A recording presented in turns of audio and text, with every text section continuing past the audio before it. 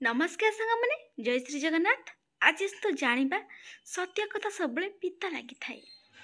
आपणक भावना को से बुझिबो जहा जीवन रे केवल आपण ही थिबे। से मनुष्य केबे भी आपणक भावना को बुझी परिबो नाही जहा जीवन रे बहुत ऑप्शन थिबो। दुनिया से बही होई थाए जहा के भी पढ़ा जाय परिबो नाही, किंतु जुग से अध्यापक जहा सब किछि सिखै देई थाए। दुनिया किसी लोक निज पत्नी को पादर धूली नुहे बर मुंडर मुकुट बनैकी भी रखि थांती। बंद रूम रे तो सब स्वामी माने प्रेम देखै थांती। दुनियार भिड़ भितर जे मान सम्मान दिए ताकू प्रकृत जीवन साथी कहा जाए। शास्त्रों अनुजाई केवल ससुर तांक नियंत्रण अछंती काहेकि ना सी सर्वगुण संपूर्ण।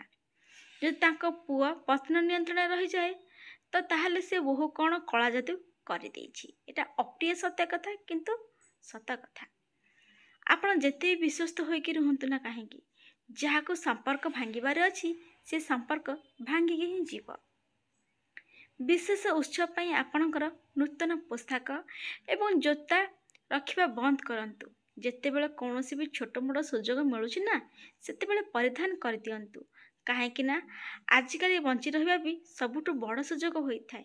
किए जाइला आज जदि आम बंची काली की जदि आम बंचुचे भी सेटा भी आम पाई गोटे बड़ सुजोग हो जाए। लोक माने कहते जे जदि आम भल हेबा ताहले अन्य लोक माने मध्य आम पाई भल हेबे, किंतु सत्य कथा यह कि आम जेते अधिक सत्य एवं भल हेबा लोक आम सेते अधिक फायदा उठेइबे। सेथिपाई ना अत्यधिक सत्य हेबा ना अत्यधिक भल हेबा, लोक जेमिति मिलुछंती सेमिति हुंतु।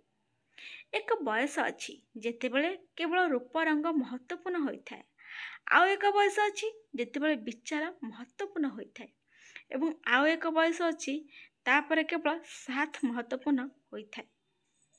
पति और पत्नी का संपर्क गोटे कि 2 वर्षर नुहे बरम 7 जन्मर होइथाय। जदि आपण भल आचरण करिवे तेबे आपणक प्रत्येक जन्म को खुशी रे एकाठी बिताई पारिबे। जदि आपण खराब व्यवहार करिवे तेबे आपण को 7 जन्म पाई परिणाम सहिबाक पड़िबो। सुख एवं दुख आपण हाथ रे अछि, कारण एही संपर्क जन्म एवं कर्म अटे। जो लोक माने निज बोहू मान को मर्यादा विषय शिक्षा दियंती ना, जितेबेले सेमान निज मर्यादा अतिक्रम करती तेबे ताको जवाब किए मागिबो, कारण जदि बोहू यह मागती तेबे ताको असदाचरण बोली कहाजिबो बा कराजिबो। से संस्कार शिखिनी बोली कहाजिबो। जो माने आपण को प्रशंसा करती सेमानक अपेक्षा भूल देखाउथिबा लोकों को सीरियस नियंतु। जो संपर्क रे आमर गुरुत्व हजि जाइछि सेही संपर्क को चुपचाप छाड़देवा ही भल। जड़े व्यक्तिर अधा मृत्यु घटी थाए जेतेबेले ताकर प्रिय व्यक्ति परिवर्तन हो जाए एवं जी आखिरे लुह देखि पार नथिला आज तांका आखिरे लुहर कारण हो जाए। गोटे नारी समस्त बिना रही पारिबे, किंतु निज स्वामी बिना नुहे। से जेते झगड़ा करते ना कहीं से जहाँ भी करते ना कहीं, किंतु निज स्वामी बिना सी रहिबा भारी कष्ट। से शेष स्वामी की ही चाहती, जिते झगड़ा झाटी जहाँ भी हो जहाँ कले भी शेष से स्वामी की ही चाहिए। जीवन तो जंत्रणा दे थाए, आपण मृत्यु को कहीं बदनाम करुछंती। आपण जो मनकर निज दुखरे समर्थन देइछंती आपणक दुखरे केही भी आपण सहित रहिबे नाही, यह होछि निराट सत्य कथा। सम्मान व्यक्तिर नुहे आवश्यकतार होइथाय। जेतेबेले आवश्यकता शेष हुए सेतेबेले मध्य सम्मान समाप्त हुए। जेतेबेले संपर्क खराब हो जाए सेतेबेले भल मध्य मंद हो जाए, एटा मन रखि थांतु। संपर्क तो खराब हो जाए ना भल मध्य आपको मन देखा जाए, भल जिनस भी आपको खराब देखा ही जाए। जीवन रे जे जंत्रणा परीक्षा करे, जीवन रे जे जंत्रणा परीक्षा करे से हीरा परीक्षा करथे व्यक्ति अपेक्षा अधिक गुरुत्वपूर्ण। जीवन साथी एमिति हवा कथा कि जी आपणक अनुपस्थित रे मध्य आपणक विरुद्ध रे किसी भूल सुनि परिबो नाही एवं ତାଙ୍କ ଉପସ୍ଥିତିରେ ଆପଣଙ୍କ ବିଷୟରେ ଖରାପ କିଛି କହିପାରିବ ନାହିଁ। କେବଳ ଜଣେ ମୂର୍ଖ ବ୍ୟକ୍ତି ନିଜ ପତ୍ନୀକୁ ଖରାପ ଏବଂ ଖରାପ କଥା କହିକି ନିଜ ପରିବାରକୁ ଖୁସି ରଖିବାକୁ ଯାଇ ଚେଷ୍ଟା କରେ, କିନ୍ତୁ ସେ ଜାଣନ୍ତି ନାହିଁ ଯେ କେବଳ ଭଲ ସମୟରେ ପରିବାରର ସଦସ୍ୟ ଆପଣଙ୍କର, କିନ୍ତୁ ଖରାପ ସମୟରେ ଆପଣଙ୍କର ପତ୍ନୀଙ୍କର।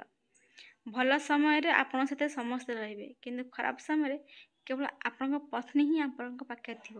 ସେଥିଲାଗି ସେମାନଙ୍କୁ ଆପଣଙ୍କ ପତ୍ନୀଙ୍କୁ ସମ୍ମାନ ଦିଅନ୍ତୁ, ଭଲ ପାଇବା ଦିଅନ୍ତୁ।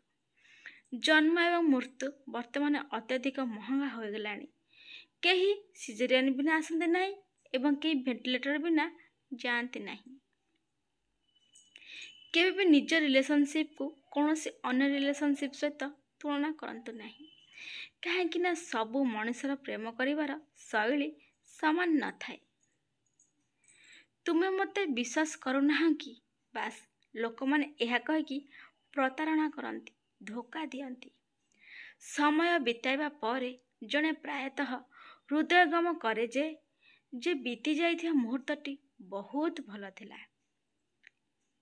ଜୀବନର ସବୁଠୁ ବଡ଼ ଭ୍ରମ ଏହା କି ଲୋକମାନେ ନିଜ ଆବଶ୍ୟକତା ଅନୁସାରେ ଆମକୁ ବ୍ୟବହାର କରନ୍ତି ଏବଂ ଏହା ଆମକୁ ଲାଗିଥାଏ କି ଲୋକମାନେ ଆମକୁ ବ୍ୟବହାର କରନ୍ତି, ଆମକୁ ଭଲ ପାଆନ୍ତି। ସତ କଥା ହେଉଛି କି ତାଙ୍କର ଆବଶ୍ୟକତା ଲାଗି ସେ ଆମକୁ ବ୍ୟବହାର କରୁଥିଲେ,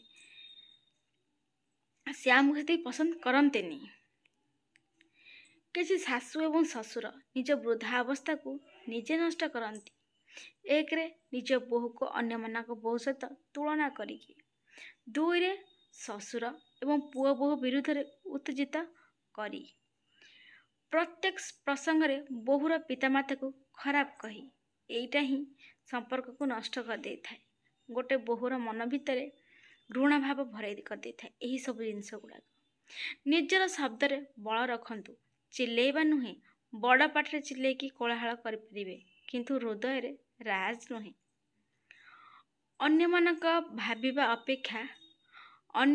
ଭାବିବା ଅପେକ୍ଷା ଅଧିକ କରିବା ଆପଣଙ୍କର ପ୍ରକୃତ ସଫଳତା।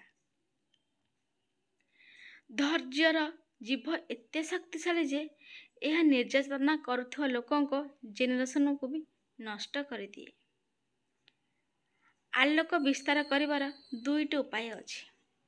ଦୀପ ନିଜେ ତିଆରି କରିବା କିମ୍ବା ଏହାର ଆଲୋକକୁ ସୀମିତ ରଖିବା ପାଇଁ ଏକ ଦର୍ପଣ ବ୍ୟବହାର କରିବା।